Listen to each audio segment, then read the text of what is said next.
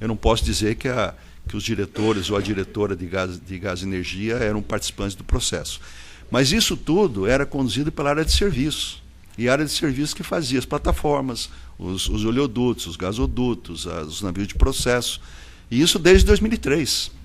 Então, eu diria com, vamos dizer, bastante propriedade que isso acontecia nas outras áreas, mas não posso lhe precisar se era de conhecimento desses diretores de exploração e produção e de gás e energia. Isso eu não posso lhe precisar.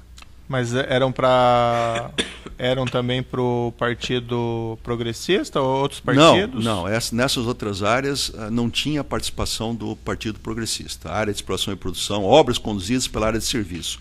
Para a exploração e produção, para gás e energia, eram os resultados dessas licitações eram 100% para a área de serviço. Para outros partidos políticos, então? A área de serviço era conduzida pelo PT. E na área internacional também tinha isso? Tinha. Também tinha. E dentro da área internacional, o processo todo era, vamos dizer, alocado ao PMDB. O senhor mencionou também em seu depoimento que na área de abastecimento também houve direcionamento de valores para outros partidos políticos fora o Partido Progressista? Perfeitamente. O senhor pode me esclarecer? Posso. Houve direcionamento pontual para o PSDB, houve direcionamento pontual para o PT e houve direcionamento para o PMDB. Por qual motivo? Para o PMDB, para o PT, se o senhor devia esse seu cargo ao Partido Progressista? Eu fiquei muito doente em final de 2006, uma situação extremamente precária de saúde. E nesse período aí, fiquei uns 3, 4 meses afastado da companhia. E houve uma briga política muito grande para colocar uma outra pessoa no meu lugar. E essa briga política devia ter ganho e devia ter me tirado, que seria muito melhor para a minha vida. E nesse processo, então, o PP teve que abrir mão de ser, vamos dizer, o único partido que dava apoio à diretoria de abastecimento. E a partir desse momento, o PMDB começou a dar esse apoio também. Então, houve um compartilhamento de apoio, a partir do início de 2007, na diretoria de abastecimento, pelo PP e pelo PMDB. E esse comissionamento passou a ser dividido, então, ou como funcionou? Cada caso era um caso. Eu não posso lhe precisar, mas eu acho que, de um modo geral, era compartilhado, acho que meio a meio. Mas eu não tenho condição de lhe afirmar com exatidão, porque eu não participava desse processo de divisão. Dentro do abastecimento, outros empregados, fora o senhor tem conhecimento que recebiam? Não tenho conhecimento. Esse assunto eu nunca tratei, de vez em quando ainda tem dúvidas sobre esse processo, mas esse assunto eu nunca tratei com ninguém da minha área. Por receio, por cautela, eu não tinha ninguém da minha área debaixo de mim, nenhum gerente executivo, que eu cheguei a tratar, cheguei a detalhar esse processo, nunca tratei com isso. Se ocorreu o recebimento de algum empregado subordinado a mim, eu não tenho conhecimento. Não posso dizer que não ocorreu, não tenho condição de lhe afirmar com exatidão. Mas não foi do meu conhecimento e eu nunca tratei de nenhum assunto dessa envergadura, de valores, de cartéis, de empresa, com nenhum empregado subordinado a mim. Nunca. O senhor ficava sabendo, o senhor era informado pelas empresas quem seriam, vamos dizer, os ganhadores das licitações? Não. Também nunca recebi antecipadamente isso. Obviamente que eu sabia que estava dentro do cartel, que uma daquelas empresas ia ganhar. Mas eu pessoalmente, nunca recebi a informação prévia de nenhuma empresa, que esse aqui vai ser empresa A, esse vai ser B, C. A resposta é não. O senhor recebia alguma espécie de relação das empresas que deveriam ser convidadas para cada certame? Sim. Que basicamente eram empresas do grupo A, do cadastro da Petrobras, para grandes obras, que eram todas do cartel. Sim. Mas a cada licitação o senhor recebia, então, essas listas? Não era em cada licitação, mas cheguei a receber lista de empresas. Cheguei a receber. E quem providenciou essa entrega para o senhor? ou Odebrecht ou TC. Normalmente as duas empresas que tinham mais contato falavam mais sobre esse tema. As outras empresas eu não tinha assim contato para falar sobre esse tema com eles. Essas relações chegavam então realmente à sua mão? Não bastava só convidar as empresas que o senhor sabia que era... Na realidade era uma coisa meio desnecessária, porque se chamasse só a empresa daquele grupo, só estavam aquelas empresas. Então, acho que chegou talvez nesses 8 anos que eu fiquei lá, sei lá, 3, 4 vezes uma lista na minha mão, mas era meio inócuo, porque as empresas eram aquelas. O senhor se recorda especificamente quem entregou essas listas para o senhor? Se eu não me engano, foi o Ricardo Pessoa. Esse 1% do contrato que ia para a área de abastecimento, qual que era a forma de divisão? 60% ia para o Partido Progressista, quando estava só o Partido Progressista inicialmente, né?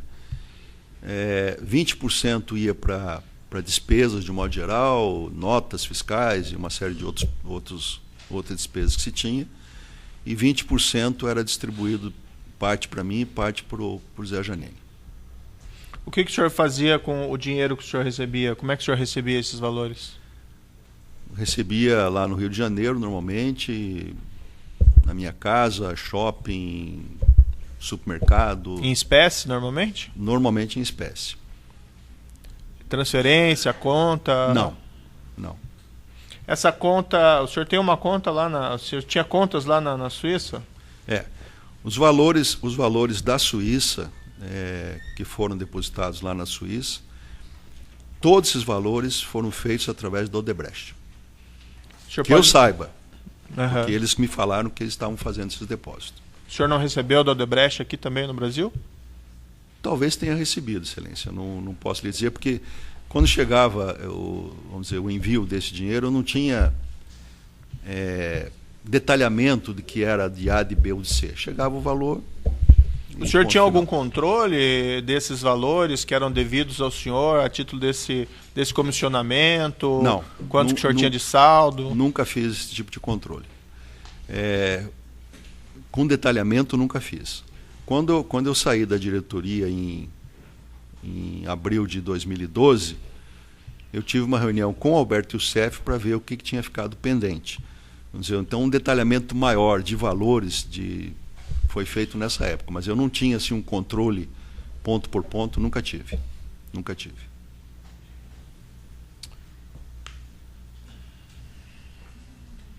O senhor pode esclarecer qual que era o papel do senhor Alberto Youssef? Posso. O Alberto ele assumiu um papel de mais destaque dentro desse processo todo com a doença do deputado Zé Janine, porque até o deputado não ter o problema de doença, era o deputado que conduzia todo esse processo. Então, quando ele ficou doente, e depois veio a falecer em 2010, foi que o Alberto assumiu então um papel mais preponderante no processo. Porque até antes do deputado ficar doente, quem conduzia todo esse processo era diretamente o Zé Janine. Ele participava então da negociação desse comissionamento? O senhor Alberto Youssef? Antes, com o deputado José Janine à frente, não. Que eu tenha conhecimento, não. Depois, quando o deputado ficou doente, aí ele começou a participar. Ele também era vamos dizer, ele se encarregava da entrega dos valores? Sim. Depois que o deputado ficou doente, a resposta é sim. Esses valores que o senhor mencionou, que o senhor recebeu em espécie no Rio de Janeiro, quem que providenciava essa entrega? O Alberto Youssef.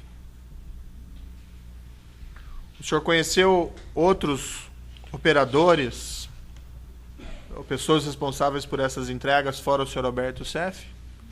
Bom, quando o PMDB, a partir de 2007, começou a me dar o apoio, aí apareceu um novo operador que era do PMDB, que é o Fernando Soares. Os valores, então, dessa parcela do PMDB, aí eram entregues por esse outro operador, então? Perfeito. Mas, inclusive, a sua parte? Inclusive a minha parte. Vamos dizer, fosse 50% para o PMDB e 50% do PP, o que fosse da minha parte, dos 50% do PMDB, era feito através do Fernando Soares. E o senhor recebia da mesma maneira ou teve alguma diferença? Da mesma maneira. Aí era entregue diretamente por ele. Outros operadores o senhor chegou a conhecer? Acho que não, Excelência. Os contatos que eu tinha eram com o Alberto Youssef e com o Fernando Soares. Salvo engano, o senhor mencionou um tal de Henry Rover? Ah, sim. Depois Henry. Quando houve a mudança do presidente do partido, do PP, final de 2011, início de 2012, assumiu uma nova composição dentro do partido. E essa nova composição, esses novos políticos que assumiram o partido, não tinham um bom relacionamento e nem confiança no Alberto Youssef. E aí eles me apresentaram essa pessoa, que ficou lá, acho que fevereiro a abril. Daí eu saí em abril e não tive mais participação nesse processo. Mas aí ele ficou no lugar do Alberto Youssef de fevereiro a abril de 2012. Algum outro operador que o senhor se recorda? Não, Excelência.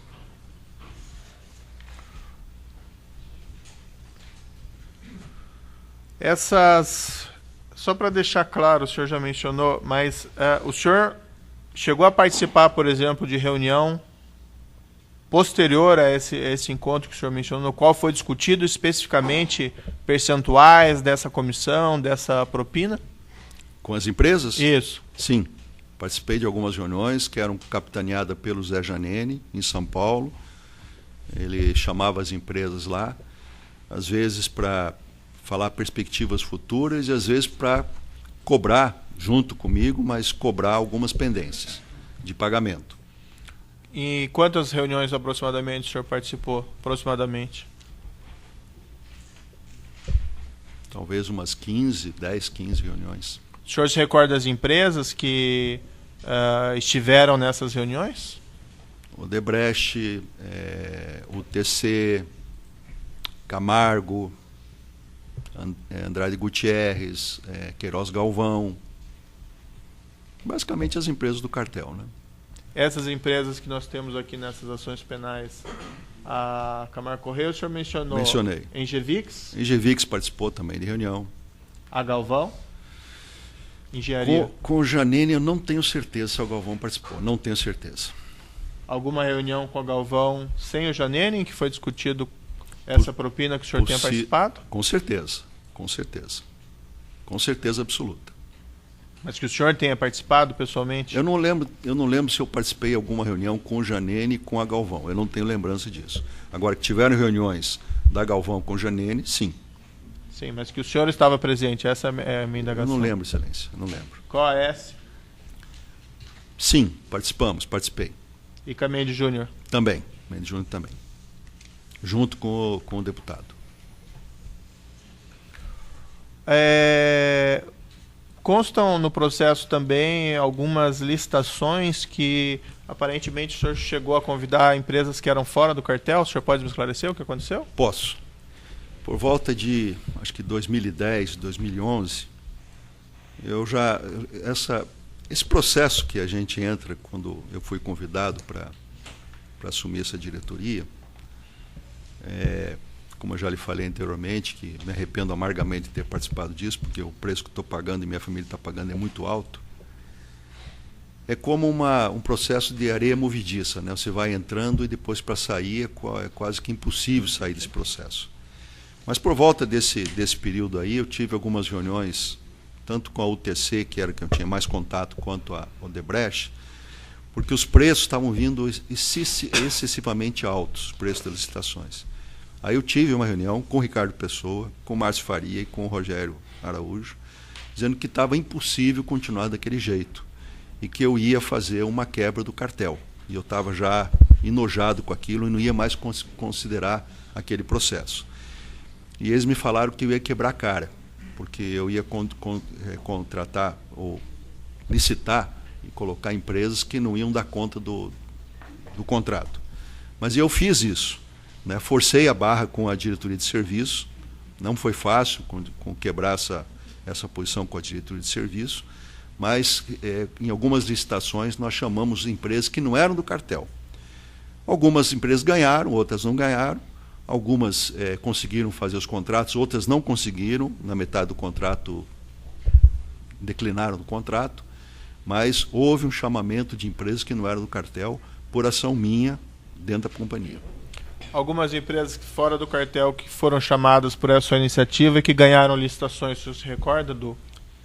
Recordo. Multitec, Fidens, Santa Bárbara, Tenace. Me lembro dessas 4 agora.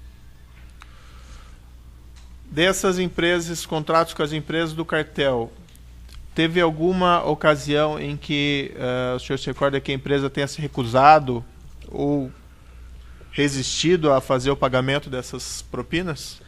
Recusado eu não me lembro, agora atraso sempre tinha. Então, quando tinha atraso, na época do deputado, cheguei a participar de algumas reuniões, como mencionei aqui anteriormente, onde ele cobrava das empresas o percentual. Havia atrasos, eu não lembro de ter não pagamento, mas atrasos ocorriam. Mas alguma reunião dessas que o senhor participou, ou em alguma conversa privada com alguma das empresas, alguma delas falou, não vou pagar essa propina, me recuso a pagar esses valores? Eu não me recordo de ter ocorrido isso. Alguma delas, alguma vez, ameaçou procurar justiça, Ministério Público, polícia, relativamente a esses pagamentos? Não. Pelo seguinte, as empresas tinham interesses em atender os políticos, não só em relação à Petrobras. Elas tinham interesse em outros projetos, como eu falei, de outras áreas. Então, não havia também interesse para das empresas de criar confusão, né, com esses grupos políticos, porque elas tinham interesses em áreas não Petrobras. Uma coisa também que saiu pela imprensa, eu acho que vale a pena esclarecer ao senhor agora, nesse momento, o Ministério Público, que nós, diretores, éramos achacadores das empresas. Isso nunca aconteceu. Isso nunca aconteceu. Quem está falando isso não está falando a verdade. Porque, se fosse achacadores, as empresas teriam recorrido à justiça, à polícia, quem quer que seja. Então, elas também tinham interesse em atender esses pleitos políticos, porque esse interesse não se restringia à Petrobras. Vamos dizer, o PP e o PMDB tinham vários outros ministérios, né? Tinham o Ministério das Cidades, tinha, às vezes, o Ministério do Transporte, tinha outros ministérios que as empresas tinham interesse em outras obras não ser Petrobras. Então, esse negócio de dizer que eram pressionadas e que perderam dinheiro com isso não é correto. Principalmente porque elas colocavam o percentual acima, né, do valor que elas tinham previsto. Então, se elas tinham previsto que naquela obra iam ganhar 10%, se elas colocavam 13%, elas não tinham prejuízo nunca. Então, isso é uma falácia dizer que isso acontecia. O senhor chegou a ameaçar alguma empresa, algum desses empresários, por conta desse comissionamento, dessa propina? Eu, pessoalmente, não, mas sei que o deputado, sim. O senhor sabe por quê? O senhor presenciou ou o senhor ouviu? Teve reunião que eu presenciei que ele apertou as empresas em relação ao percentual que cabia ao PP. E o por exemplo, que tipo de afirmação que ele fez? Que tipo de... Ia ter dificuldade dentro da Petrobras, ou ia ter outras dificuldades que ele podia criar, como político, podia criar em relação à empresa A, B ou C. Dentro da Petrobras, também vale a pena esclarecer, talvez não tenha ficado claro, e isso também a imprensa coloca de forma divergente, que eu podia, por exemplo, atrasar pagamentos. Eu jamais podia atrasar nenhum pagamento de uma empresa, porque quem fazia a fiscalização dos contratos e quem fazia o pagamento dessas faturas era a área de serviço, não era nenhuma pessoa subordinada a mim. Eu era o dono do orçamento. Eu tinha que prestar conta para a diretoria e para o conselho de administração do orçamento da minha área. Mas quem conduzia a licitação, quem assinava os contratos, quem fiscalizava as empresas, quem fazia pagamentos e aditivos, era a área de serviço. Então, se uma empresa chega e fala assim, não, mas o Paulo podia atrasar pagamento. Outra inverdade, que não era eu que fazia medição. Ah, mas eu podia atuar junto ao fiscal do contrato para retardar pagamento. Era uma exposição gigantesca da minha área. Como é que eu ia fazer isso? O senhor nunca fez isso, então? Nunca. Esses aditivos, os aditivos dos contratos, também era pago propina ou comissionamento em cima dos valores deles? Normalmente, sim. Como é que funcionava? Como é que funciona? Acho que a Petrobras ainda funciona dessa maneira. Vamos fazer uma licitação de uma plataforma, vamos fazer uma licitação de uma refinaria. Isso é preparado pela área de serviço, todo o processo. É encaminhado a minuta desse contrato para o serviço jurídico da Petrobras. O serviço jurídico tem que opinar sobre isso e vai para a diretoria. Quando vai para a diretoria, todos os diretores analisam as pautas previamente. Então, vamos dizer, não há possibilidade de um diretor da Petrobras ou de um presidente da Petrobras alocar coisas de forma errada dentro de um processo institucionalizado que a Petrobras tem de controle. Ah, mas o controle foi falho. Foi falho, mas existia um controle muito grande. Qualquer processo desse passava, sei lá, por 30, 40, 50 pessoas um processo desse. Então, vamos fazer uma relicitação da refinaria Abreu e Lima. A área de serviço vai lá, prepara o contrato da unidade de coqueamento retardado da refinaria Abreu e Lima. Esse contrato vai para o jurídico analisar as cláusulas jurídicas, não técnicas, obviamente. Aprovou, toda a pauta que chegava na diretoria da Petrobras tinha que ter o parecer jurídico, senão a pauta não era aprovada. Passa essa pauta por todos os diretores, inclusive o presidente. Está tudo certo, está tudo certo. Aí é autorizado fazer a licitação. Certo. Aditivo. Precisa fazer um aditivo. Segue o mesmo processo. Vai para o jurídico, vai para a diretoria, cada diretor examina e a diretoria aprova de forma colegiada. Então não há nenhum contrato da Petrobras que foi aprovado sozinho por Paulo, sozinho por Duque, sozinho por Gabriele. Isso não existe. Então, vamos dizer, existe, a Petrobras tem um controle. Falhou, mas ela tem um controle. Mas desses aditivos, por que as empreiteiras pagavam a propina em cima deles também? Porque eram, vamos dizer, o contrato. Chegou lá, 10%, 13%, 3% de valores alocados, 10% do valor da empresa. Para fazer o aditivo, também tinha que passar por todo esse processo. O gerente do contrato tinha que avaliar e dar o parecer favorável, tinha que ir para o diretor de serviço aprovar, tinha que ir para a diretoria aprovar. Então tinha todo esse trâmite. E nesse trâmite as empresas também alocavam o valor para o aditivo. E o percentual era o mesmo nos aditivos? Normalmente, não é regra. Podia ter valores diferentes, mas normalmente era. Mas não pode afirmar com exatidão que era a regra geral. E tinha novas negociações a partir de cada aditivo para esse comissionamento? Tinha negociações com a comissão da Petrobras, com a comissão negociação da propina. Eu não tenho condição de lhe afirmar isso, porque eu não participava desse processo. Eu não tenho condição de lhe afirmar, mas acredito que sim. Era bem provável que tivesse. Mas o senhor tem conhecimento que foi pago também a propina percentual em cima dos aditivos? Perfeitamente, tenho.